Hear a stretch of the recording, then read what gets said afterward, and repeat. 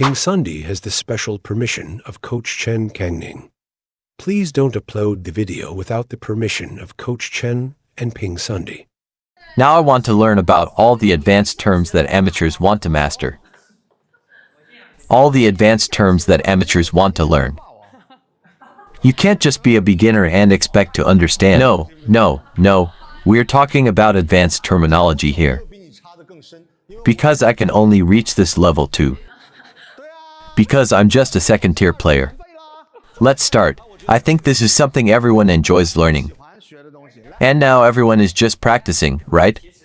Everyone knows a little, but after practicing, they become quite passive. So everyone wants to learn the basic stroke techniques.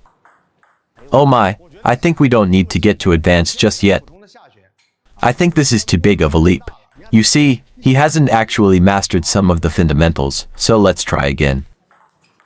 Wow, he's that short, okay. You know why he exposed that, right? Actually, his hand also went out. The elbow extends and the hand follows. Why did he expose it? Because the point didn't reach. Aside from short balls, isn't our upper body naturally leaning forward enough? Do we need to bend down? No, but remember the short balls.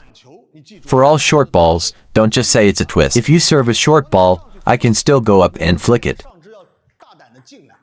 Only for short balls does the upper limb need to intentionally lean in. Why not say, considering our heights, you're just looking for a player who's 1.9 meters tall, right? Is the table in your way? No matter how tall you are, you can only reach this point. Why? Because your hips are blocked here. If you desperately try to stretch your legs, the further you stretch, the more it itches, and the more you want to pull back. Or those 1.8 to 1.9 meter tall players. They can actually manage just about the same. So how do you handle short balls? At this point, you need to boldly engage your upper body. When you step in, is your upper body engaged? Are you positioned closer to the ball? What advantages do you get from being closer to the ball? Aren't your hands more free? If you're too far from the ball, what options do you have? So when you pivot back, you rotate. But you still can't rotate effectively. Why can't you generate power? Can the legs still come in? They can't come in. What should we do? Sorry, did I come in? Look at how I'm lying down. Am I getting closer to the ball? When you're closer to the ball, your hand can move away from it. Why do you need to maintain distance if you're far from the ball? To hit the ball, your hand actually gets closer to the ball. So you can't apply much force. So what does it look like at this moment? Players consciously move closer to the ball. When they're far from the ball, they use their elbow to support their hand. Then twist it out. Do you feel that way? Sorry, did it go in? It went in, right? Did the person go in and understand? Actually, my foot isn't inserted deeper than yours. Because I can only reach this point. Because I am classified as having a class to disability. From above, I can approach you.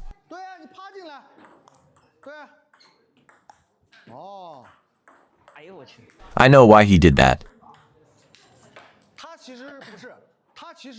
He actually has a complete power trajectory. It's not that clear. He has a bit of miraculous strength. Covering up, most of the shots were lost. The correct technique actually involves the elbow joint. Let your hand return slightly to the right of the target. You see, pushing the long ball isn't necessary.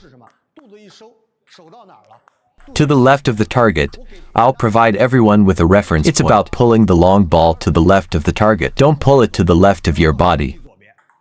That would only limit your movement. So our reference points are very clear. Just slightly to the left of the target is sufficient. You need to use your elbow support. Shift your center of gravity to your right hip and right leg. With your right side, where should the elbow support be placed? Elbow support to the right side. Is this the feeling you want? Look at what the first force is, the force that creates the arc. What is the second force? the force that accelerates and pushes the arc.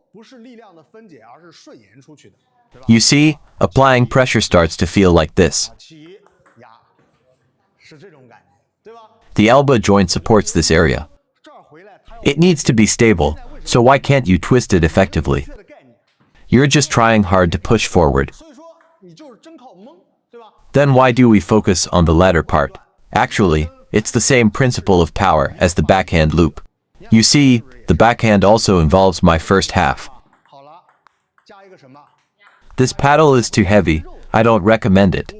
As a fan, I wouldn't really suggest using this. In fact, I recommend using a sponge cover for the outer layer. The margin for error is high, but this is actually quite difficult, right? The reason Ma Long uses this is because, later in his career, he needed to enhance his backhand power. The overall quality isn't high enough like this. One drawback is that Ma Long's backhand is very versatile, right? He defends well, counters well, and loops well. So when he faces these new generation players, he finds himself at a bit of a disadvantage. I play with Hurricane rubber at 37 degrees. Does everyone know what the biggest feature of the forehand Hurricane is compared to the outer rubber? It's more aggressive than the outer rubber, right? It's more effective than the outer rubber, more aggressive than the outer rubber. I'll take a different approach. But his control ability is exceptional. Ordinary players can't handle this 37-degree soft rubber, blindly following the trend, right? Actually, what works for Ma Long doesn't necessarily work for us amateurs. I suggest that when you don't have a certain level of control over your backhand, you should start with a softer racket. 05, 06, 04 no, 09C, I wouldn't recommend it, right? It's quite stiff. I don't suggest everyone buy it. I just want to let everyone know that this kind costs around 200 yuan. This softer type of racket is actually more suitable for us enthusiasts because it has a higher tolerance. And the softer ones are also easier to hit the ball. This is because its sponge density isn't like 09C. Unlike the fifth type, the sponge density is not very high. In this case, you can get a better grip on it initially. Once you've mastered it, you can upgrade your equipment as you progress. Trying to achieve perfection all at once may backfire. I think you need to refer to the backhand topspin.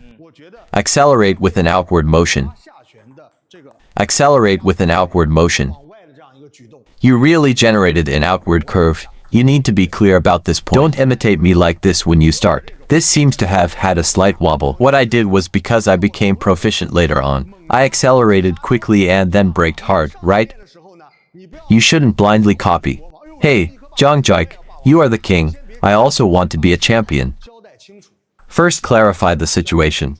This way, you can achieve stability, accuracy, and decisiveness more easily. Once you're comfortable with this, you can confidently say you're skilled at it. Then you can incorporate this.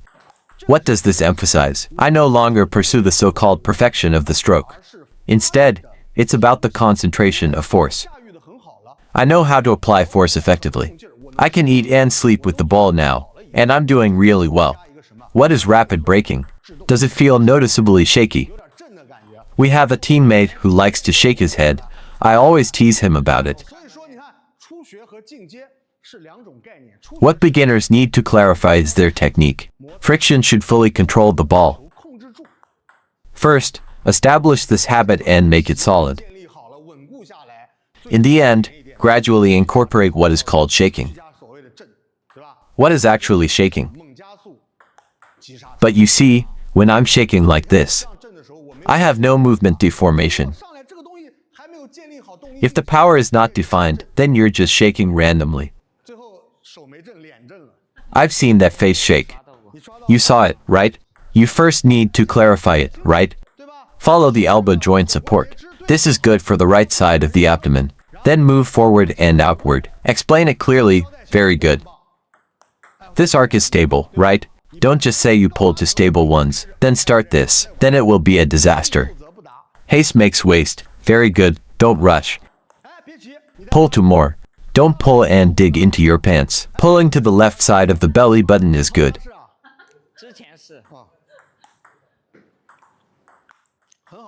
It's good to follow through. You see, the reason I mentioned the backhand pull is that you don't need to deliberately retract.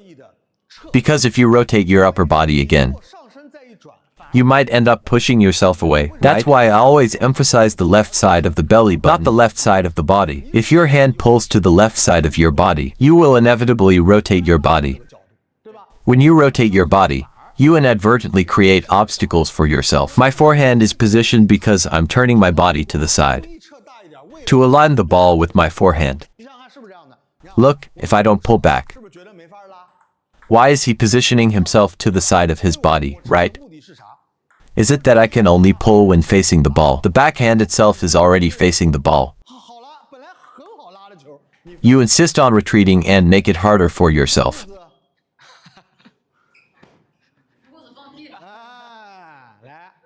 So just relax your core and go for it. Actually, you have already retreated even if you didn't realize it.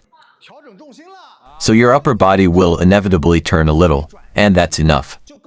But subjectively, you are thinking that you want to retreat. Too much of a bad thing is just as harmful as not having enough. Focus on pushing outwards.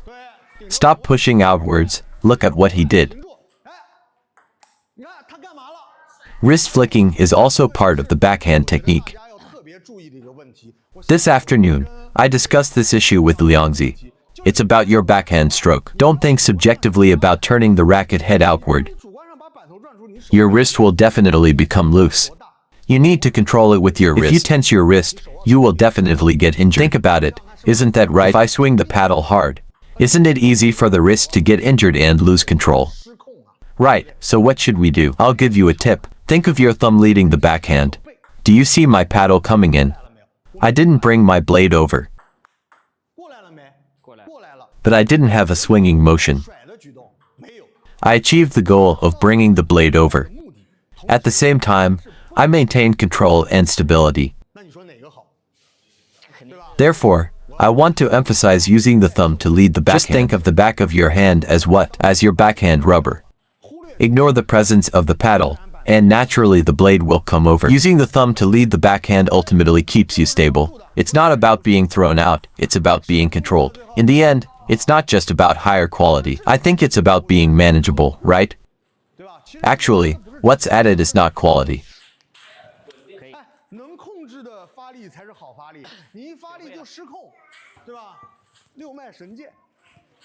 Read more about table tennis on my blog, PingSunday.com. Get free ebook and coaching advices. See you in the next video.